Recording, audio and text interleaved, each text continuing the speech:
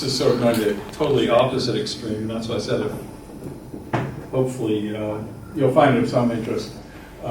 This is a project that Leo Quintana in Chile and I have been working on for a couple of years. And this is a little cartoon, but Leo's a neurosurgeon in Chile, chairman in Valparaiso. He's won numerous awards from the World Federation of Neurosurgical Societies, the Latin American Federation. He was president of that group, as well as the American Association of Neurological Surgeons. Real gentleman scholar. This is really taking sort of a global view of neuroprotection, but there's been a real thrust in the last few years from groups like the World Bank and the WHO of using healthcare as a way of combating poverty worldwide. They really go hand in hand. And if you look here, is this the... Use the white one. No, it's the bottom. If you just look at these are low-income countries. The effects of forces of nature, basically earthquakes and hydrometeorological floods and typhoons, or road traffic injuries. Actually, road traffic is a major source of morbidity and mortality worldwide, but the disasters really affect the low-income countries disproportionately. And you're talking about several million lives a year. This is just a projection of the loss in GDP from injuries and also neoplasms, by far the two biggest areas. And as a surgeon, we're constantly looking for rationales for maintaining surgery. Another fact that's rather interesting, if you're in a high-income country, you're close to a hospital. If you're in other countries, you're far away. Many of you have seen these slides of access to surgery, Central Africa and other places. You basically have virtually no access to surgery. And the cost of surgery is catastrophic in regions such as Central Africa. But again, people like Jim Yong Kim are trying to recognize that we've gone through that phase of mosquito netting and vaccines. That's pretty much taken hold worldwide. But now the next phase appears to be surgery, and one of the things that's really pushed this is this Lancet Commission on Global Surgery 2030. And what's interesting is if you put in a hospital with surgical facilities, you're going to have blood banks, you're going to have decent radiology, you're going to have anesthesia so you can do cesarean sections and treat infant problems that require surgery. So it has a huge effect beyond the usual thoughts we have for surgery. And this has hit the media in the U.S. and elsewhere. This is just for those of you who might be interested in the neurosurgical aspect of global treatment, global medical care. Disasters, we increasingly are having these non-natural or unnatural disasters. This is just out of a Pakistani journal documenting some of the major non-natural disasters, unnatural disasters, industrial disasters, 2001, Nepal last year, Italy just a month or so ago. Actually, I think it was about 8,000 people eventually were found to have died in this earthquake in Nepal. Italy, really quite recently, not so far from here. And this is just a summary from one of the UN publications. This is economic losses per decade, and you can see by far hydrometeorological typhoons, things like that, cause the most economic loss, more so than loss compared with earthquakes as far as economic damage. But the earthquakes and volcanoes, that sort of thing, are actually a bigger source of loss of life. This is what got Leo and I interested in this field. We were kind of frustrated by the earthquake in Haiti in 2010, and just a couple months later there was a similar, not quite as devastating earthquake in Chile. They estimated 20,000 people died each day the first week because there wasn't basic surgical resources in Haiti. Pretty impressive statistic. Probably 100,000 people could have been saved had they just had basic surgical resources on site. And the only group that got there within 24 hours, interesting, was the Icelandic Search and Rescue Team. I guess Iceland has this group that's ready to hop on a plane and go anywhere, just like some of the military resources have. But basically, the disasters, the response is too little and too late. And the problem is, and this is the UN, huge bureaucracy. Nothing happens overnight. They don't get people on site. This is their game plan for the first month, and it's really up to about a week before anybody gets on site at a disaster and can do anything medically.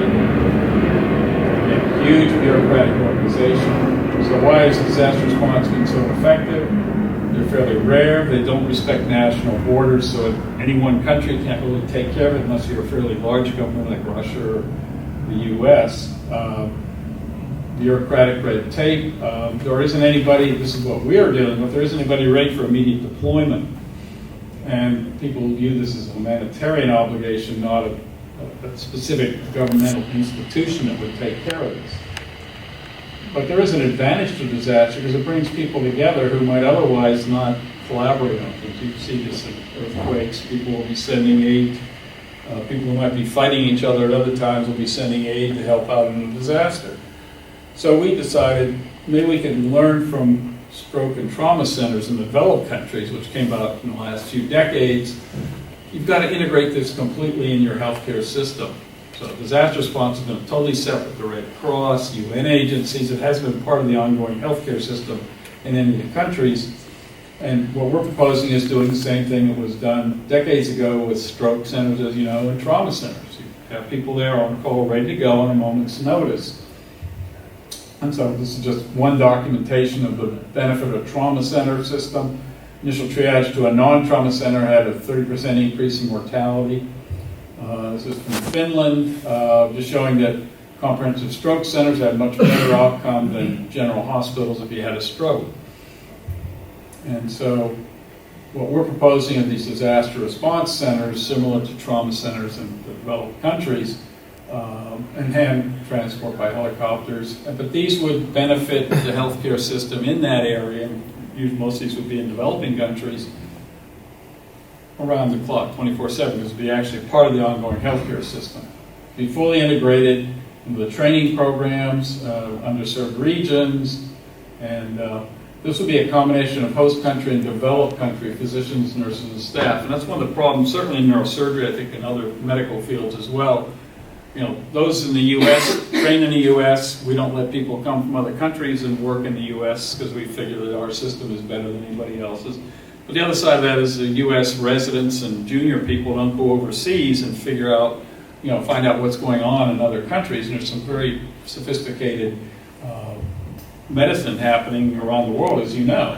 Another benefit would be standardizing training. This is the World Federation of Neurosurgical Societies, European and Asian Congress. They're all interested in developing standardized techniques for training, and this would be one mechanism to do that.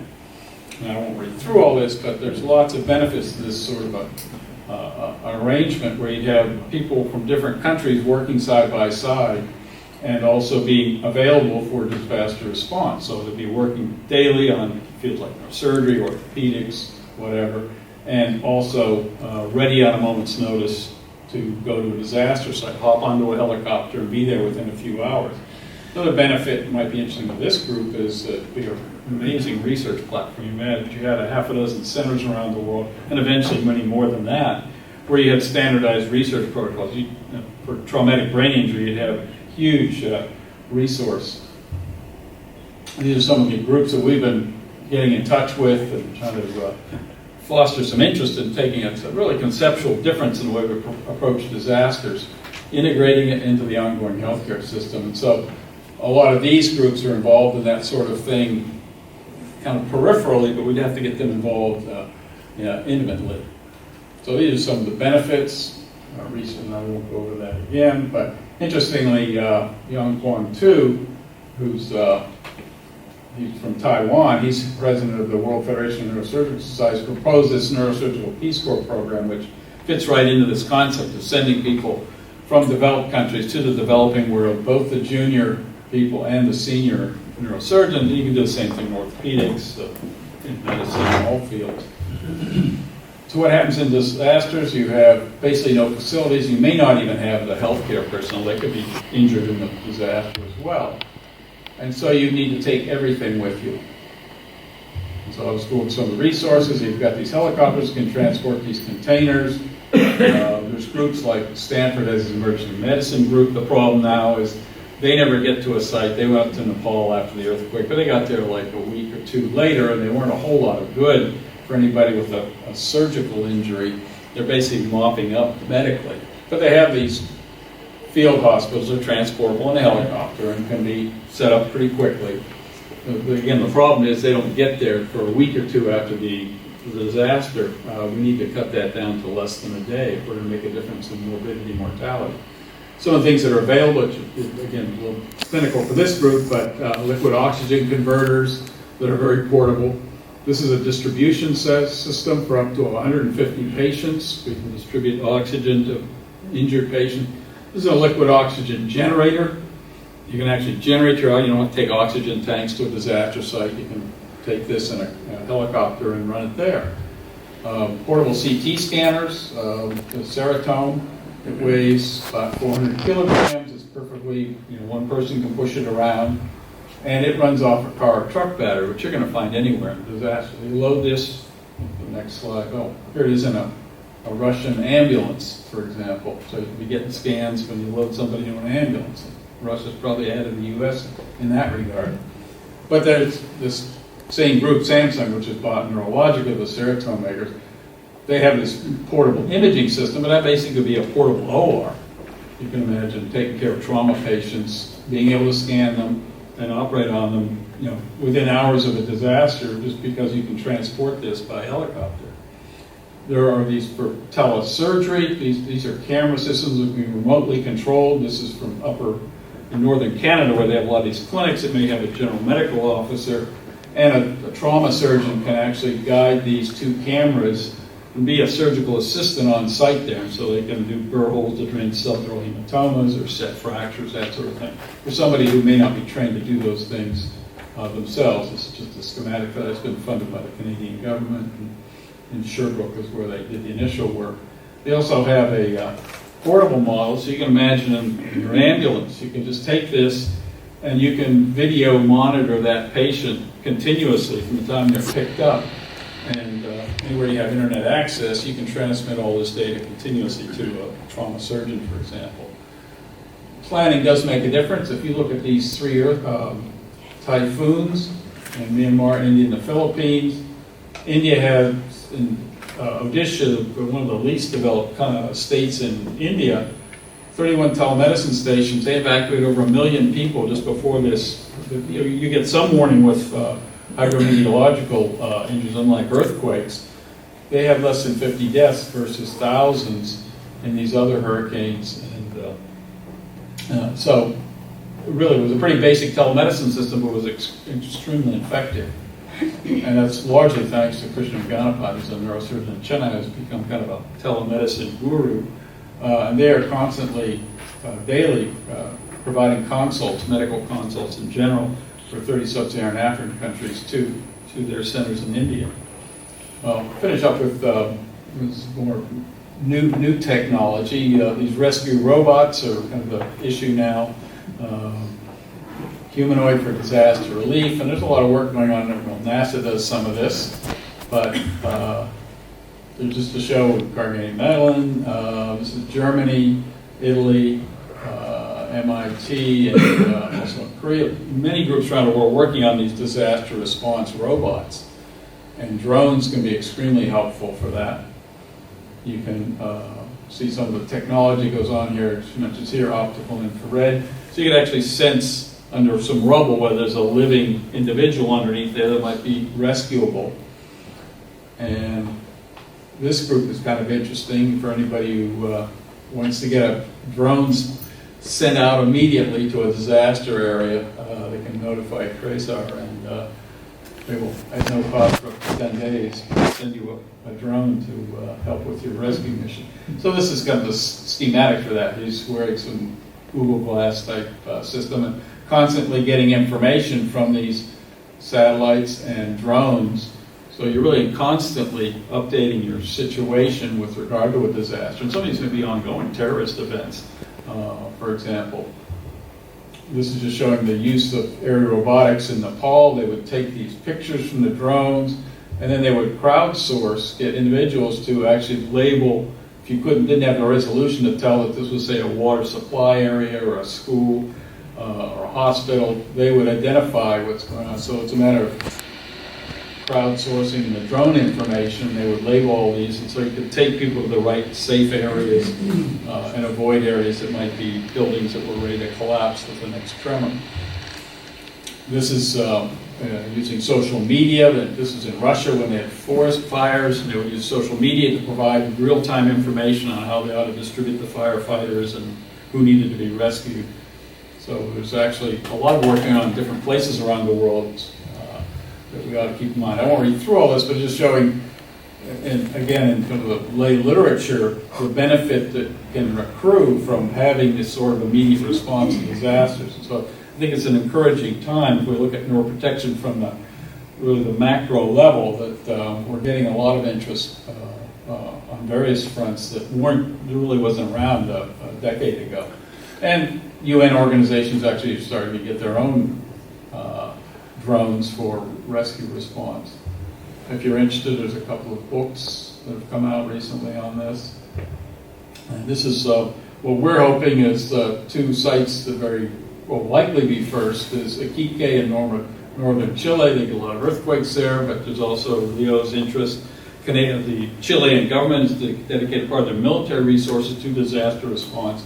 And this is quite centrally located for most of Latin America. And because of Tariq Khan, a neurosurgeon that was very interested in trauma, not surprisingly, in Peshawar, that's quite centrally located in Central Asia. He had his hospital built in 2009 when I was out there. So they opened up. He's also got another hospital just opening up a full medical school in Peshawar. Imran Khan has opened up a cancer hospital there. It's really become kind of a medical center, much as you may not think so, but Peshawar is kind of a progressive city.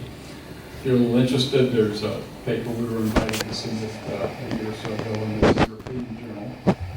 And just harking back to Mahatma Gandhi, that we might want to take the burden on a bit ourselves to create some healthcare progress. And I want to finish just for the younger people in the audience, but a little bit about NASA Ames. Ruchi Pandya was a high school student who was doing work at NASA Ames on the side when she had spare time. Actually, I didn't know she was a high school student. This is the area that I'm working on directly, so I didn't know her that well. They developed a paper-based nanosensor for C-reactive protein and troponin for detecting cardiac ischemia. Something would be peripherally useful in the space program, but obviously much more useful on Earth. She submitted this last year for the White House Science Fair. We had one of the winning, was awarded one of the prizes, and here she is, had about a 5-minute interview with President Obama. This is really quite an interesting project she had, and she's at Caltech, just finished her first year there now. And finally, these are some people's Damien's here, a couple of graduate students from the University of Puerto Rico, spent several summers at NASA. This is an MIT undergraduate who also was there. You can't read that, but that's Mohammed Ragis from EPFL, who was on to his master's research work there. And Leonie Romero is actually still over there. I think she's pretty much migrated over to California from Bilbao. Some of you may have known her. She probably left 4 or 5 years ago. So you're welcome to see me, and we can get you in touch with Jessica Kenny, who's the real contact person for that if you're interested in doing some research over there. I want to thank everybody for coming, and hopefully see you all in 2 years.